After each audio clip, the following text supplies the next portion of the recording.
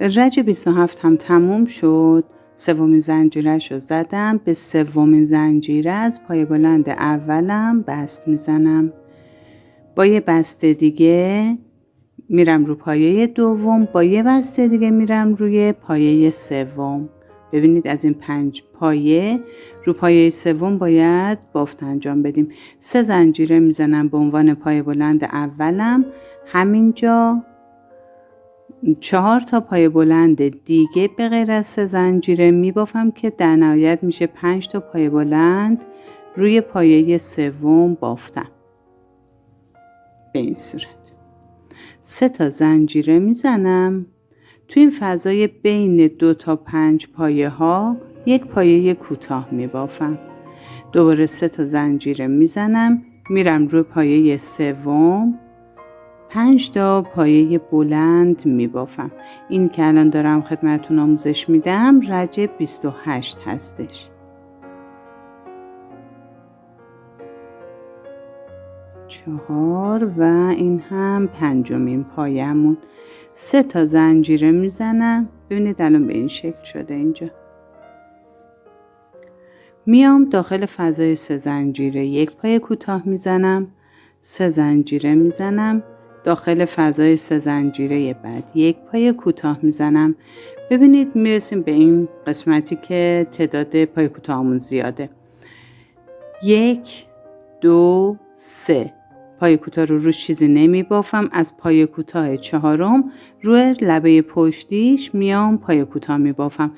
10 تا این قسمت باید پایه کوتاه ببافیم. 2 3 4 5 6 7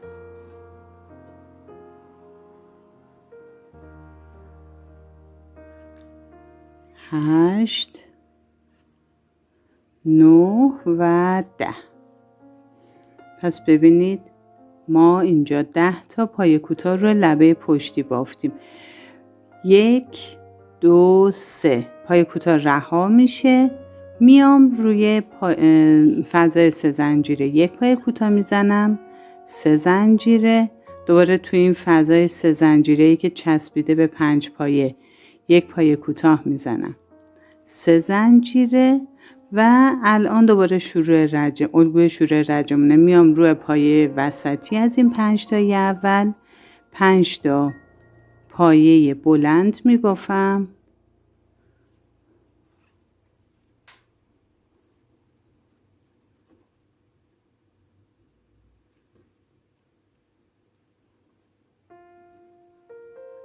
اجازه بدیم بقیه‌شو نبافم، فقط توضیحشو بدم. بعد 5 تا پایه بلند بافتم. 3 زنجیره این قسمت یه پایه کوتاه میبافم. 3 زنجیره میام رو پایه وسط 5 تا پایه بلند میبافم. 3 تا زنجیره تو این قسمت یک پایه کوتاه میزنم. 3 زنجیره تو این قسمت یک پایه کوتاه میزنم. حالا میام 3 تا پایه رو رها میکنم. ببینید این پایه، این پایه و این پایه. روی پایه 4م شروع میکنم. از پایه 4م شروع میکنم. 10 تا پایه رو میبافم روی بند پشتیش، روی نخ پشتیش و بعد دوباره 3 تا پایه رو رها میکنم. اینجا یه پایه کوتاه میزنم. 3 زنجیره. یک پایه کوتاه میزنم. 3 زنجیره و دوباره میام روی پایه وسطی پایه بلند میبافم. پس ببینید دوستای عزیزم رج 28 به این شکل میشه. تا انتهای رج با همین الگو لطفاً ببافید.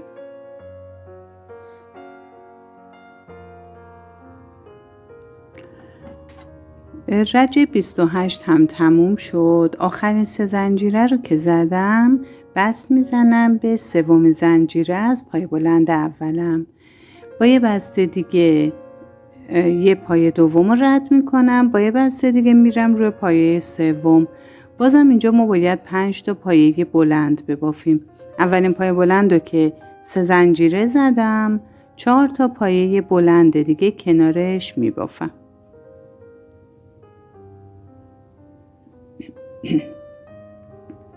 سه تا زنجیره میزنم. میرم ببینید این قسمت کار هستیم. اینجا یک پای کوتاه میزنم. حالا 5 زنجیره میزنم. 4 و 5. میام توی این فضا یک پای کوتاه میزنم و دوباره 3 تا زنجیره پای بلند. ببینید این قسمت فقط 5 زنجیره است. بقیه جاها 3 زنجیره زدیم. ادامه کارم هرچی هست 3 زنجیره میزنیم. میام روی پایه وسطی از این گلبرگم. بازم باید روش 5 تا پایه بلند ببافم.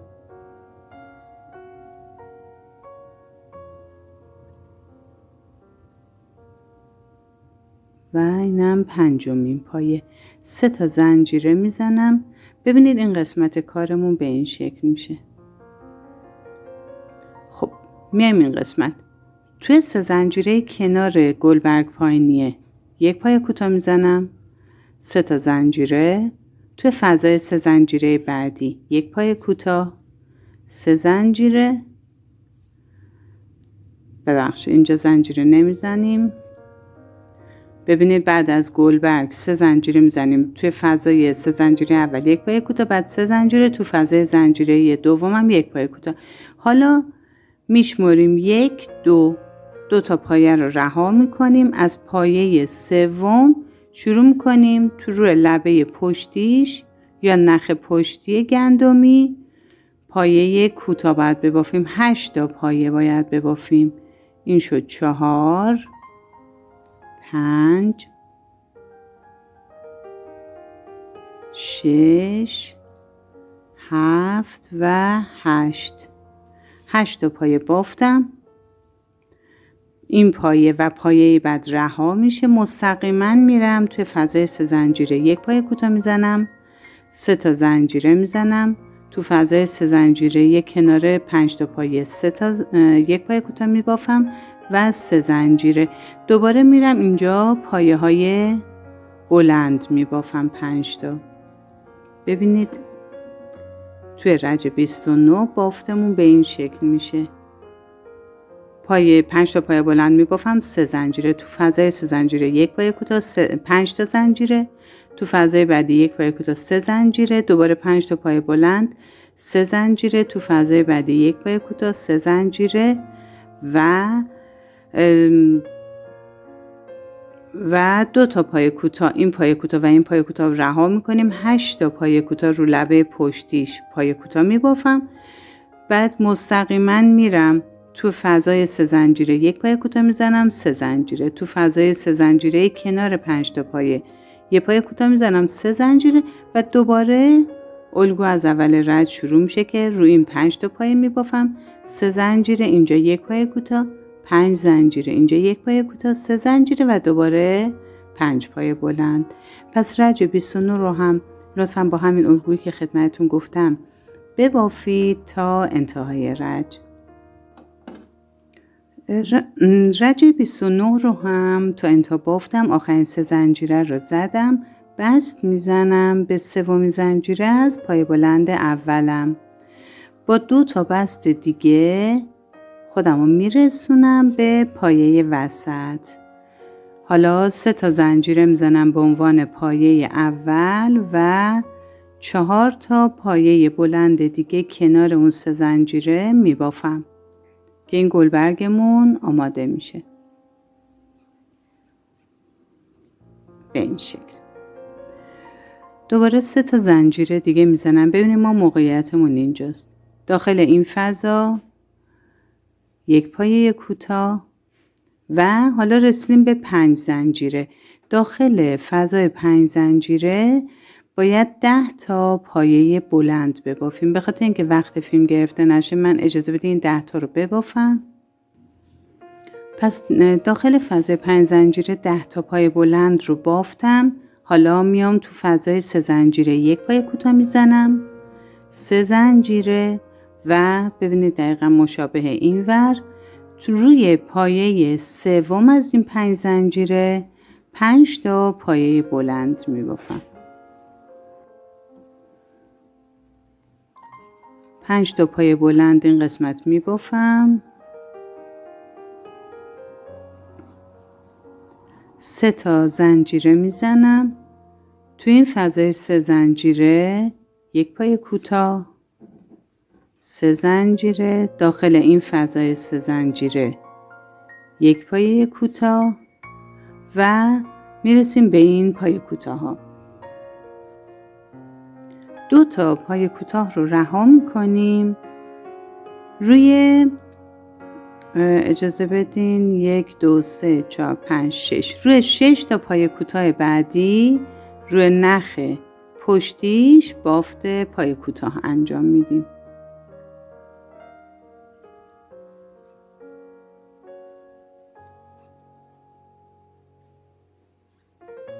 چند تا شد؟ 5 تا و 6مین پای کوتاه. این 2 تا پای کوتاه رو ببینید، اگه دوربین واضح نشون بده، این پای کوتاه و این پای کوتاه رو رها میکنیم. مستقیما میام توی فضای زنجیره ای یک پای کوتاه، 3 زنجیره، دوباره توی فضای زنجیره ای بعد یک پای کوتاه، 3 زنجیره و میرسیم دوباره به این قسمت کار. اجازه بدیم بهتون نشون بدم به چه صورتی میشه. ببینید رج سی به این صورت هستش. اجازه بدیم من این قسمت رو فقط توضیح بدم دیگه نبافم. بعد از اینکه 3 تا زنجیره زدیم میایم رو پایه وسط 5 تا پای بلند میبافیم، 3 زنجیره، این قسمت یک پای کوتاه، مستقیما تو این فضای 5 زنجیره 10 تا پای بلند میایم این قسمت یک پای کوتاه، 3 زنجیره، روی این پایه وسط 5 تا پای بلند، 3 زنجیره، این قسمت یک پای کوتاه، 3 زنجیره، یک پای کوتاه و 2 تا پای کوتاه اینجا رو رها میکنیم. روی 6 تا پای کوتاه دیگه روی نخ پشتیش پای کوتاه میبافیم و مستقیما میایم تو این قسمت یک پای کوتاه، 3 زنجیره، یک پای کوتاه، 3 زنجیره و ادامه کار. رج سی رو هم لطفاً با همه الگو تا انتها ببافید. به انتهای رج سی رسیدیم. بعد از اینکه آخرین 3 زنجیره رو زدم بست میزنم به پای بلند اول رج. با 2 تا بست دیگه خودمو میرسونم به پای بلند وسط. بازم باید روی این 5 تا پای بلند ببافیم. پای بلند اول 3 زنجیره است، 4 تا پای بلند دیگه همینجا بافته میشه به این صورت. 3 تا زنجیره میزنم تو این فضای زنجیره ای، یک پای کوتاه میبافم بدون که زنجیره بزنم. مستقیما میرم روی این 10 تا پایه. روی هر پایه یک پای بلند برجسته از رو میبافم، یک زنجیره، یک پای بلند برجسته از رو، یک زنجیره، یک پای بلند برجسته از رو، یک زنجیره. اجازه بدین من این 10 تا پایه رو ببافم. پس ببینید ما روی هر پایه یک پای بلند برجسته از رو بافتیم و یک زنجیره. آخرین پای بلند برجسته از رو که میبافم دیگه زنجیره نمیزنم، مستقیما میرم توی فضای 3 زنجیره، یک پای کوتاه میبافم، 3 تا زنجیره، میرسم دوباره به این پایه های 5 تاییمون. روی پایه وسطش 5 تا پایه بلند میبافم.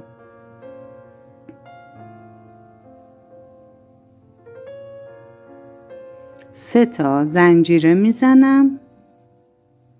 ببینید ما الان توی این موقعیت هستیم. توی فضای 3 زنجیره یک پای کوتاه میزنم، 3 تا زنجیره. تو فضای 3 زنجیره بعدی یک پای کوتاه میزنم. میرسیم به این پایه های کوتاهی که روی لبه پشتی میبافیم. پای کوتاه اول و پای کوتاه دوم رو رها میکنم. روی 4 تا پای کوتاه روی نخ پشتیش پای کوتاه میبافم. اینم 4مین پایه. دوباره ببینید این سمت هم 2 تا پای کوتاه رها میشه. مستقیما میام توی فضای 3 زنجیره یک پای کوتاه میزنم. 3 تا زنجیره میزنم توی فضای 3 زنجیره کنار این 5 پایه یک پای کوتاه میزنم. 3 زنجیره. دوباره میرم روی پایه های بلندم. ببینید رج 31مون به این شکل بافته میشه. اینجا پایه های بلند با اختلاف 1 زنجیره زدیم. اینجا هم که طبق معمول داره تکرار میشه. این قسمت هم همینطور. پس لطفاً طبق همین الگویی که خدمتتون گفتم رج 31 رو هم تا انتها ببافید. خب عزیزان به انتهای رج 31 رسیدیم. آخرین 3 زنجیره رو میزنم و بست میزنم به 3مین زنجیره از پایه بلند اولم. طبق معمول بافت این قسمت 2 تا بست دیگه میزنم. میام روی پایه وسطی 5 تا پایه بلند روش میبافم. اجازه بدین من اینو ببافم. 5 تا پایه بلند رو بافتم. 3 تا زنجیره میزنم. تو فضای 3 زنجیره 1 پایه کوتاه. ببینیم ما موقعیتمون اینجاست. تو فضای 3 زنجیره پایه کوتاه بافتم. حالا میرسم به این 10 تا پایه بلند که تو رج قبل پایه بلندای برجسته از رو بافته بودیم. فاصله بینشون هم 1 زنجیره است. روی هر کدوم از پایه بلندا 3 تا پایه بلند نیمه میبافم. یعنی به این صورت نگه میدارم، نخ میگیرم، دومین پایه بلند نیمه و 3مین پایه بلند نیمه رو میبافم. الان 4 تا نخ رو قلابه، اینا با هم یکی میکنم. بعد 3 زنجیره میزنم. یعنی ببینید ما اینجا 10 تا پایه برجسته از رو داشتیم، باید 10 تا ادغامی با 3 تا پایه بلند نیمه داشته باشیم. ببینید 3 تا پایه بلند نیمه بافتم. اجازه بدین 1 پایه بلند نیمه، 2 پایه بلند نیمه و 3 پایه بلند نیمه. 4 تا نخ رو قلاب با هم ادغامشون میکنم و 3 زنجیره میزنم. تا انتها من میبافم. ببینید من روی 10 تا پایه بلندای نیمه 3 تایی بافتم، رو هر کدوم ادغام کردم. ما الان اینجا 10 تا از این ادغامیات داریم و 9 تا باید 3 زنجیره داشته باشیم. 1 2 3 4 5 6 7 8 و 9. پس روی آخرین پایه از این 10 تایی که بازم ادغامی بافتم مستقیما میام روی تو فضای 3 زنجیره 1 پایه کوتاه میزنم و 3 زنجیره. دوباره میرسم به این 5 تا پایه. روی پایه وسطیش 5 تا پایه بلند میبافم. اجازه بدین اینم ببافم برگردم. 5 تا پایه بلند رو هم بافتم. حالا 3 تا زنجیره میزنم. میرسم به این فضای 3 زنجیره کناریش به این صورت. خب ببینید رسیدیم به این قسمت کار. اینجا دیگه 3 زنجیره نمیزنم که پایه کوتاه بزنم. ببینید الان من تو این قسمت، اجازه بدین اول توضیح بدم، تو این قسمت 1 پایه کوتاه نیمه میبافم. یعنی به این صورت نگاه کنید. این قلابمه، بدون اینکه نخ بگیرم قلابو وارد این فضا میکنم، یه نخ میگیرم بالا. این میشه پایه کوتاه نیمه. کورش نمی کنم، نگه میدارم. بعد برای اینکه توضیح بدم، ببینید این 2 تا پایه رو رها میکنیم. روی این 2 تا پایه 2 تا پایه بلندای نیمه میبافم. دوباره این 2 تا پایه رها میشه. اینجا دوباره یه پایه کوتاه نیمه میبافم. همه رو با هم ادغام میکنم. پس شروع به بافت میکنیم. بعد از این که من 5 تا پایه رو زدم 3 زنجیره پایه کوتاه، میام توی این فضای 3 زنجیره 1 پایه کوتاه نیمه، این میشه پایه کوتاه نیمه، 2 تا نخ شد. بعد یه نخ میگیرم، این 2 تا پایه رو رها میکنم. روی قسمت پشتی پایه بعدیش 1 پایه بلند نیمه، یه نخ میگیرم. روی بعدی هم 1 پایه بلند نیمه. بعد این پایه کوتاه و این پایه کوتاه رها میشه. روی فضای 3 زنجیره‌ای 1 پایه کوتاه نیمه. ببینید اینجا الان 5 تا حلقه دور قلابم، یه نخ میگیرم و از همشون رد میکنم. به این صورت شد. حالا طبق این قسمت ببینید 3 زنجیره زده بودیم. 3 تا زنجیره میزنم. میام توی این فضای 3 زنجیره کنار 5 تا پایه 1 پایه کوتاه. 3 زنجیره و روی پایه وسطی از این گلبرگمون 5 تا پایه بلند میبافیم.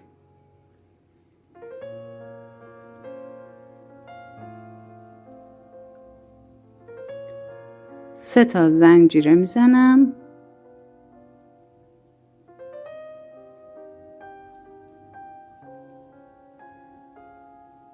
ببینید این قسمت کارمون به این شکل شد. الان دوباره رسیم. ببینید این 5 تا همین 5 تا که ابتدای الگو گفتم خدمتتون.